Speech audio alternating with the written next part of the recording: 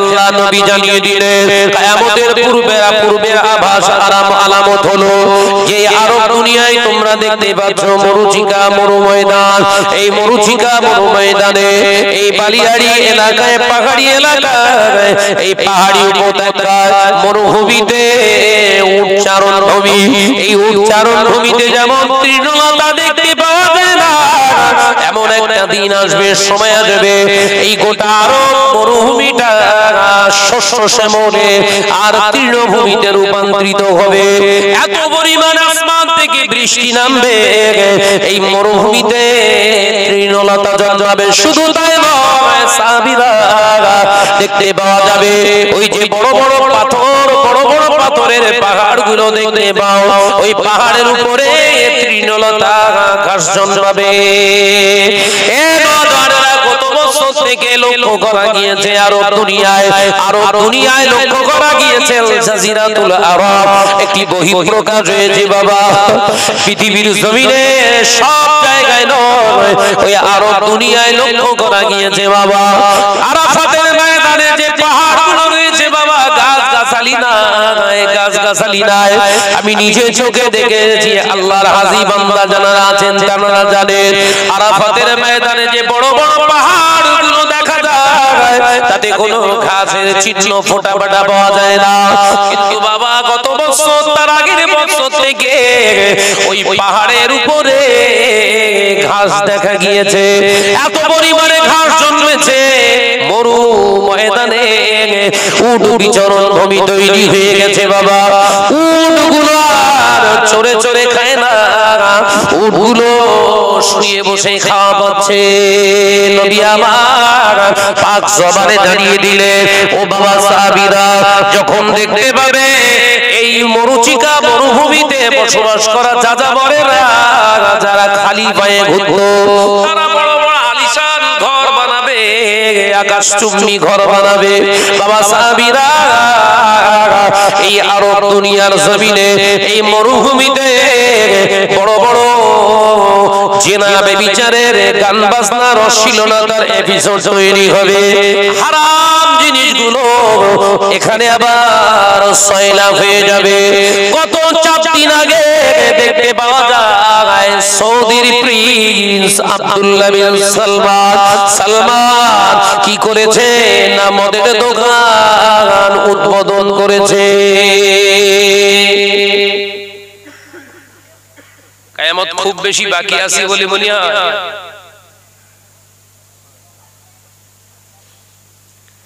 আমি আমার সচক্ষে যে কিতাবে আমি পড়েছি সেগুলো একটু বর্ণনা করলাম। কিয়ামতের পূর্বাভাস আলামতগুলো 70টা বলেছেন নবী, তার ভিতরে যে কটা আমি বললাম তার ভিতরে এগুলো আমি নিজে চোখে এবার গিয়ে দেখে এলাম। আমি তো আবার নিয়ত করেছি রমজান মাস আল্লাহ চাইলে আবার যাব, আমি আবার রাসূলের কাছে। দেখলে আপনার ভয় লাগবে। আপনি যদি কিতাব পড়া মানুষ হন, ওইসব চিত্র দেখলে আপনি ঠিক থাকতে পারবেন না, আপনার চোখে পানি এসে যাবে। বড় বড় পাহাড়গুলো ঘাসে পূর্ণ হয়ে গেছে।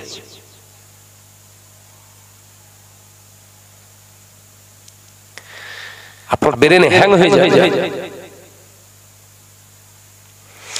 তবে ভাবাকু মানুষ ছাড়া কিন্তু তাদের ভিতরে ভয় থাকবে না। যারা একটু ভাবে, কথা বুঝতে পারছেন না, যারা একটু ভাবে, দিন ইসলাম নিয়ে একটু চিন্তা করে, যারা প্রগতিশীল নয়, চিন্তাশীল, আখিরাত সম্পর্কে নিয়ে একটু চিন্তাশীল, তাদের হৃদয়ে কিন্তু সম্পূর্ণ আলাদা একটা ভয় চলে এসেছে।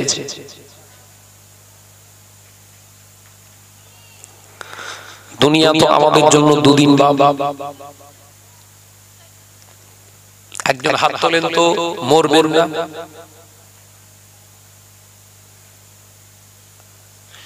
মরণ তো আছে, মরে যাওয়া মানেই তো দুনিয়া শেষ হয়ে গেল।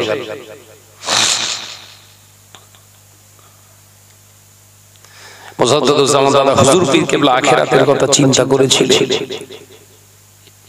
বিশেষ আল্লামা হুজুর রাহমাতুল্লাহ আলাইহি আখিরাতের কথা চিন্তা করেছিলেন।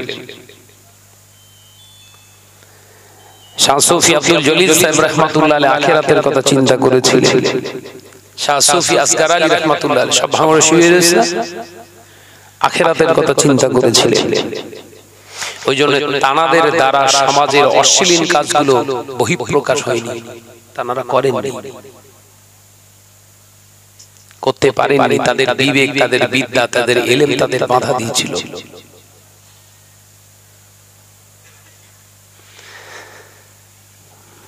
হুজুর পীর কেবলা রাহমাতুল্লাহ আলাইহির খিদমত এই বাংলার জমিনের অলিতে গলিতে আছে না নাই?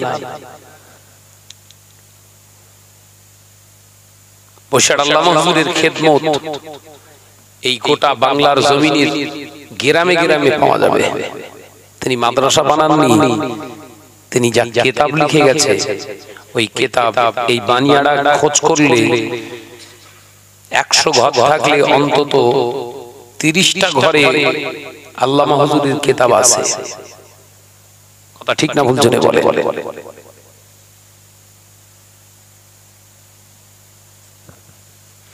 এই খিদমত তারা যে করে গেছেন, আজকে সেই খিদমত গুলো নিয়ে একটু চিন্তা করেন। তাদের উদ্দেশ্য কি ছিল?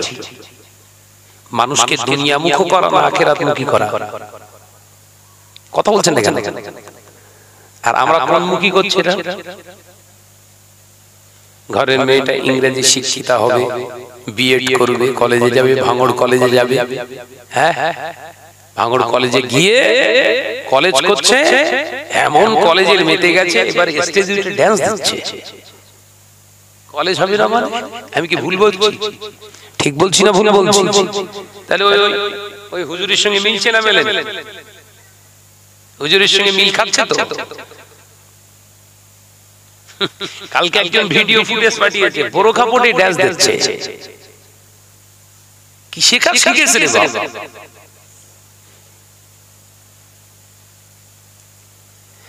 আল্লাহ নবী রোজানের বাদশা হাবিবুল্লাহকে, নবী জনাবে মুহাম্মদ রাসূলুল্লাহকে সাল্লাল্লাহু আলাইহি ওয়াসাল্লাম পাক জবানে জানিয়ে দিলেন, সকালবেলা ঈমান থাকবে উম্মতে, দুবার হতে না হতে বেঈমান। কিয়ামতের পূর্বে আরেকটি আলামত দেখতে পাওয়া যাবে, মুসলমান সকালবেলা ঈমানদার, দুপুরবেলা বেঈমান হয়ে যাবে। দুপুরবেলা ঈমান আনবে, সন্ধ্যা হতে না হতে কাফেরে রূপান্তরিত হবে। এ নওজওয়ানেরা, যুবকেরা, ছেলেরা, বাচ্চারা, পর্দানা সিনা মা ও বোনেরা, আল্লাহ নবী বলতে বলতে বলেছেন, বাবা এমন একটা সময় আসবে, দিন আসবে, যেদিন দেখতে পাওয়া যাবে স্বামী স্ত্রী মেলামেশা করবে বটে, নেকির জায়গায় জিনার গুনাহ হবে, নেকির জায়গায় জিনার গুনাহ হবে। স্বামী স্ত্রীর মেলামেশা করলে আল্লাহ নবী পাক জবানে জানিয়ে দিয়ে গেলেন, কোন স্বামী স্ত্রী যদি সুন্নতি তরিকা, শরীয়তের তরিকা মেনে যদি মধুর মিলন ঘটায়, ওই নারী পুরুষের নামায়া বলে একবার মেলামেশার ওসিলায় আল্লাহ 20টা জিহাদের ময়দানে কাফের মারলে যে সওয়াব হতো, ওই স্বামী স্ত্রীর উপরে আল্লাহ খুশি হয়ে 20টা কাফের মারার সওয়াব দান করে দেয়। ও বাবারা, মুরব্বিয়ানা গনেরা, আল্লাহ নবী জানিয়ে দিলেন, এমন একটা দিন আসবে, সময় আসবে, স্বামী স্ত্রী মেলামেশা করার পরে নেকির জায়গায় জিনার গুনাহ হয়ে যাবে। এ নওজওয়ানেরা, অনুধাবন করে দেখলাম জিনার গুনাহ কেমনে হবে। ফতোয়ার কিতাব খুলে দেখলাম, কোন মুসলমান যদি গান বাজনা শুনে, সিনেমা দেখে মনে মনে তৃপ্তি পায়, আর ওই মুসলমান নরনারীটা যদি তওবা না করে, ওই অবস্থায় যদি বিবির সঙ্গে মেলামেশা করে, ও সওয়াব হলো না, জিনারি গুনাহ হবে। জোরে বলুন নাউজুবিল্লাহ। সব ঘরে ঘরে শুরু হয়েছে না হয়নি? মোবাইল, বউ একটা ধরে আছে, ও একটা ধরে আছে, কথা বলেন না কেন? রাগ হচ্ছে, জায়গায় ঘা পড়তে বোধহয় নাকি? আর শুধু বলতে ভাইজান দোয়া করেন ছেলে যেন ভালো হয়। তুই গাছ ভালো হারা, এই শুনে তুই গাছ ভালো, তোর ফল ভালো হবে। গাছ লাগিয়েছিস ল্যাংড়া, দোয়া করতেছিস হিংসা করে, কথা বলে না।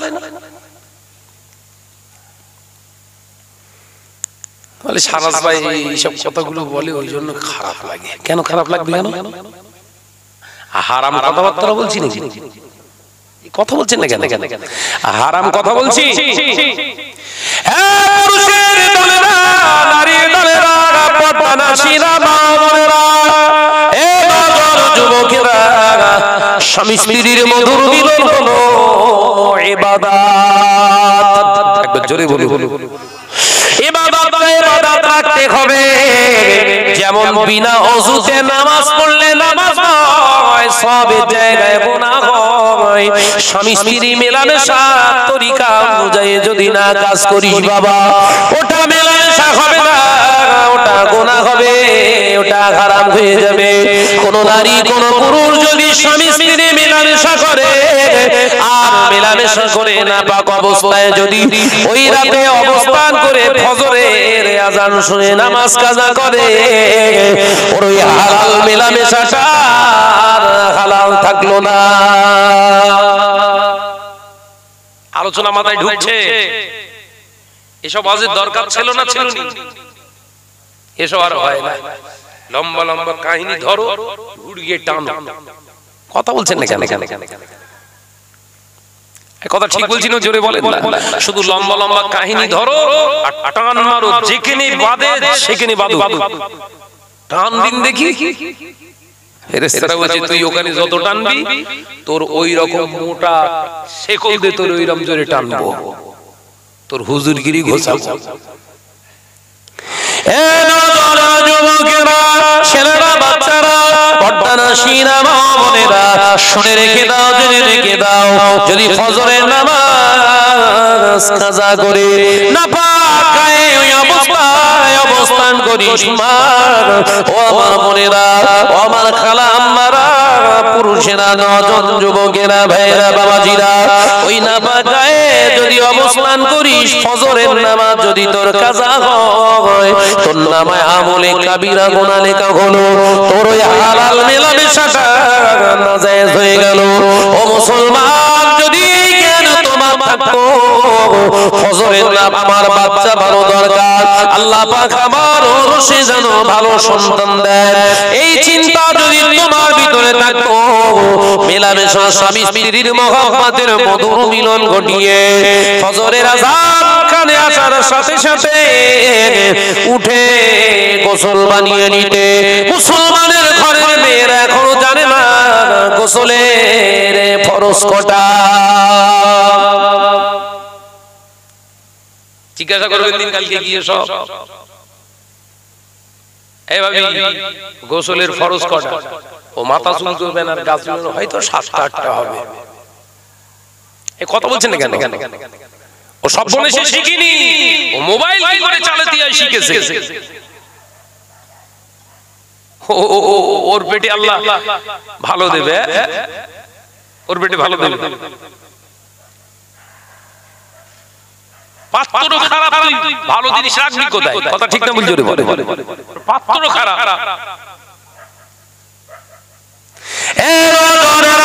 যুবকেরা, ছেলেরা, বাচ্চারা, পর্দানাশীরা, মা বোনেরা, শুনে রেখে জেনে রেখে দি, গোসলের ফরজ হলো 3টি, গোসলের ফরজ হলো 3টি। মুসলমান নজর যুবকেরা, 1000 ডুব মারলে, 1000 বালতি মাথায় পানি ঢাললে তোর গোসল হবে না। গোসলের সিস্টেম ফাতাবিউনি, আমার হাবিবের ইত্তেবা করা লাগবে। জোরে বলুন সুবহানাল্লাহ। ও বাবাজিরা, গোসলের ফরজ হলো 3টি, নজনেরা শিখে নাও বাবা। গোসলের 1 নম্বর ফরজ, মুখে পানি দাও, মুনহুল কুম পর্যন্ত পানি পৌঁছাও। একবার পানি পৌঁছানো হলো ফরজ, 3 বার পানি দাও, এটা আমার নবীর সুন্নাত। আর গালে পানি দেওয়ার পরে দ্বিতীয় ফরজ হলো তোর নাকের শক্ত হাড্ডি অংশ পর্যন্ত পানি পৌঁছানো।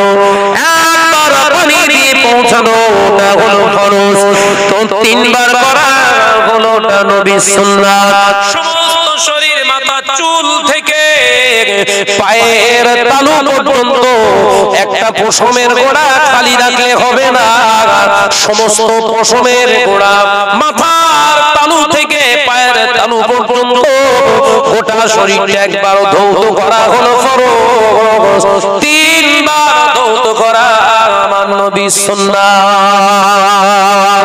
এ নজরেরা তবে বলে যায় গোসল ফরজ হয়ে গেলে আগে তুই মাথায় পার গালে পানি ঢালবি না, তোর প্রসেসটা শেখার দরকার আছে।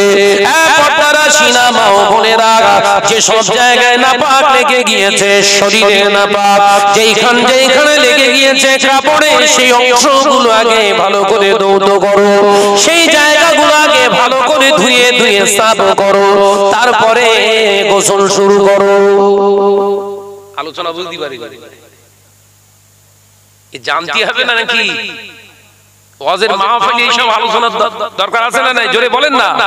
নাই সব মনীষীরা সারাদিন নাপাক থেকে গোসল না করে খাওয়াবেন তো মরণের খাওয়া খা, কথা বলেন না কেন?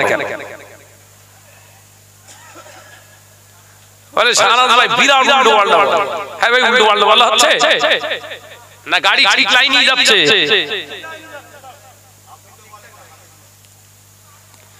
ভাইরা মা নজনেরা যুবকেরা ছেলেরা বাচ্চারা পর্দা নাসিনা মা বোনেরা, আলোচনা বোঝো, শুনে রেখে দেন, জেনে রেখে দেন। আল্লাহ পাক ওই নারী পুরুষের সংমিশ্রণে আল্লাহ সুসন্তান দান করে যারা রবের হুকুম মেনে এই জমিনের উপরে চলে, রবের হুকুম মেনে স্বামী স্ত্রীর মিলন ঘটায়, রবের হুকুম মেনে এই জমিনের উপরে চলে। আমার আল্লাহ তাআলা ওই বান্দা বান্দির উপরে খুশি হয়ে একটি নেক সন্তান দান করে দেয়।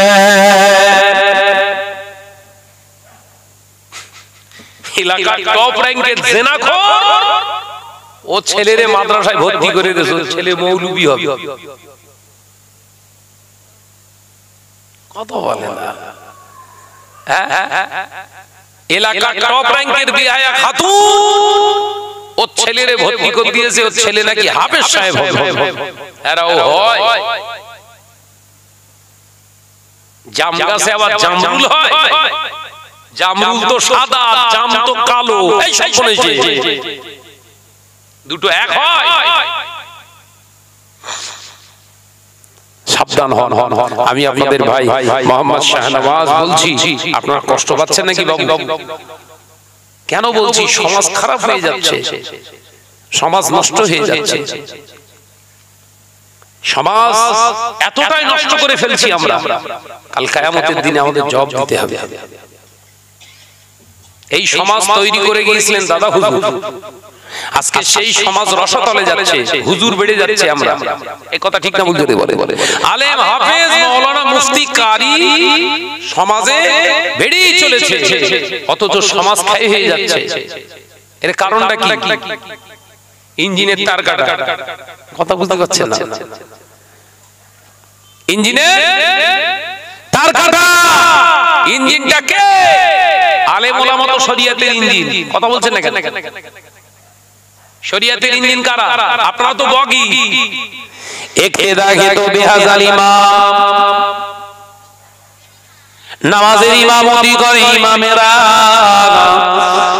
ওই নামাজীদের ইঞ্জিন হলো ইমাম। ইমাম যদি তো ঠিক না হয় তো নামাজ কি হবে বল? ইমাম যদি তোর গন্ডগোল হয় তো নামাজ কি হবে বল?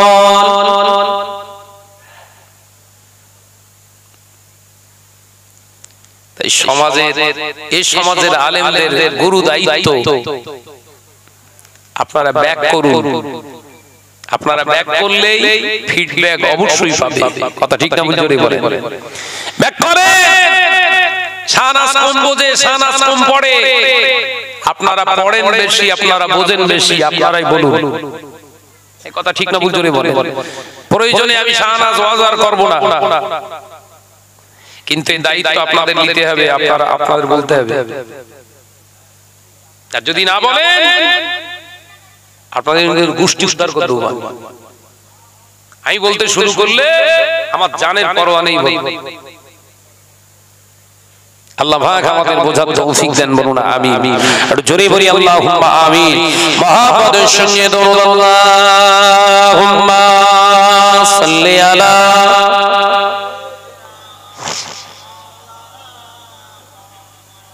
আওয়াজ দাও আলা আলি।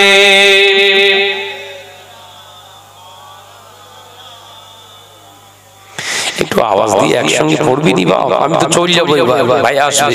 একটু মহাপদের সঙ্গে আল্লাহুম্মা সাল্লি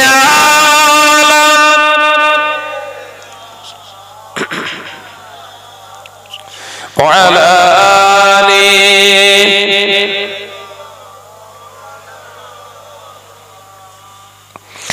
ও রাসূল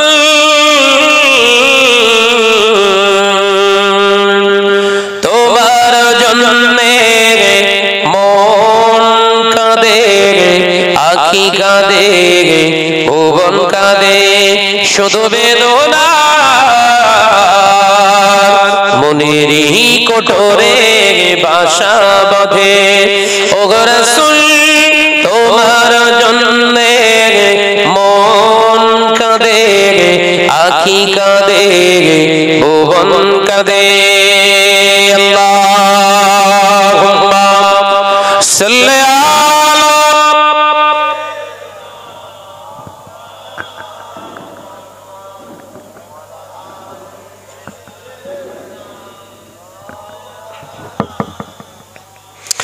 তুমি এলে তাই মদিনায়, আলো হলো সারা ভুবন।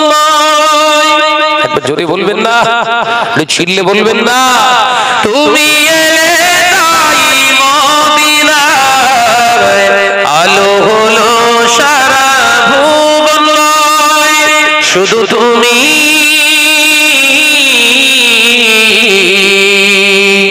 ও রাসূল তোমার জন্যে মন কাঁদে, আখি কাঁদে, ভুবন কাঁদে, শুধু বেদনা মনেরই কোটরে বাসা বাঁধে। ও রাসূল তোমার জন্যে মন কাঁদে, আখি কাঁদে, ভুবন কাঁদে। আল্লাহুম্মা সাল্লি আলা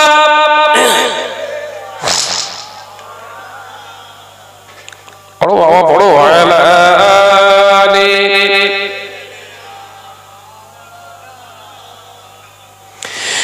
তুমি এলে মায়ামিনার কলিজা উজাড় করে দিল।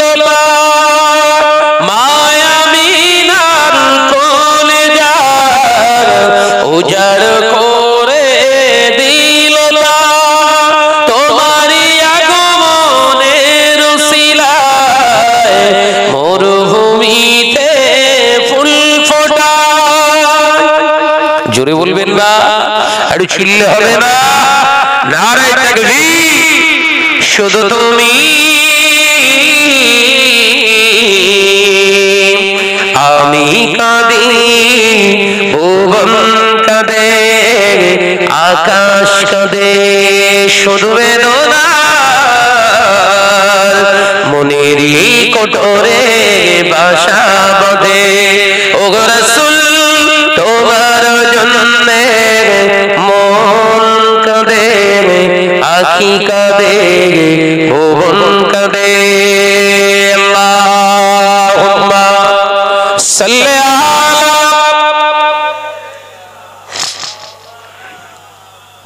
আওয়াজ দিয়ে পড়ি ওয়ালা আলি।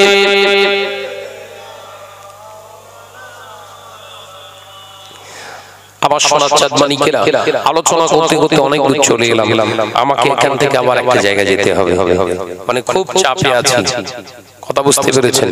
এখান থেকে আমাকে সে ছেলে গোয়ালিয়া আছে, ওখান থেকে সেরে আমাকে আবার সেই সকালবেলা দাওয়াত আছে হাওড়া জেলায়, কথা বুঝতে পেরেছেন? সকালবেলা মানে ঘুম হারাম আর কি। এত বলছি আরে এত কিছু ওই দালাল মিডিয়া রয়েছে, এত অপপ্রচার করছে। আচ্ছা দাওয়াত টাওয়াত সব কেটে হুড় গেলে যা না, এরা দাওয়াত আরো বেশি করে দিচ্ছে ওরে লিয়া, কথা বুঝছেন? এরা ভেবেছিল, এই দালাল মিডিয়া করা ভেবেছিল আমরাই হচ্ছি শাহনাজের ইজ্জতের মালিক, কথা বুঝছেন? হককে পৃথিবীর জমিনে বাঁচিয়ে রাখার দায়িত্ব কে নিয়েছে? জোরে বলেন। আর বাতিলকে জিন্দা রাখার দায়িত্ব কার? শয়তানের। বাতিল মিথ্যাকে জিন্দা রাখার দায়িত্ব কার? ইবলিসের। আর সত্যকে জিন্দা রাখার, প্রতিষ্ঠিত রাখার দায়িত্ব কার? শয়তানের শক্তি বেশি না রবের শক্তি বেশি?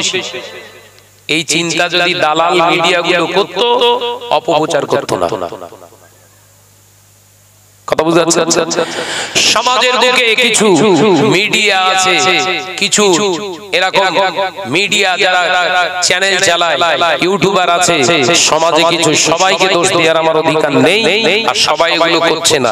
কিছু যেগুলো যারা করছে, আলেমদের, বিশেষ করে আলেমদের, ওলামাদের সম্মানীয় ভালোবাসার আলেমগুলো তাদের সব ফটোগুলো করে এডিট করে কেটে মহিলাদের, নগ্ন মহিলা, কোন মহিলা ড্যান্স দিচ্ছে সেই অবস্থায় শরীরের কিছু অংশ কেটে নিয়ে তার সঙ্গে এডিট করে লাগিয়ে দিয়ে অক্ষরে লিখেছে ভাবিদের ধোলাই।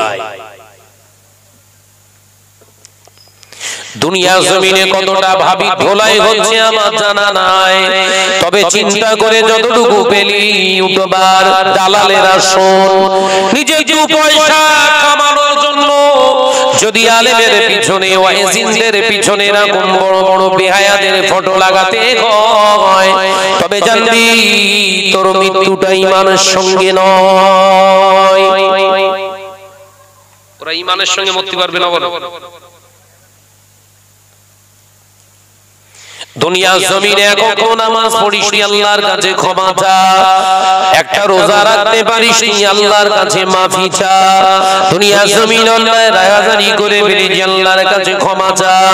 কিন্তু যে আলেম ওলামা ওয়াইজিনদের ফটোগুলো করে কেটে এডিট করে মহিলাদের সঙ্গে কিংবা অন্য আলেমের একে অপরের দিকে তাক করিয়ে দিয়ে ফিতনা ফাসাদ ছড়াচ্ছিস বাবা, এই আলেম ওলামা যদি তোরা তোদের যদি ক্ষমা না করে আলেম ওলামারা কিয়ামত পর্যন্ত কাবা শরীফে মাথা ঠুকলে তোদের ঠিকানা জাহান্নাম।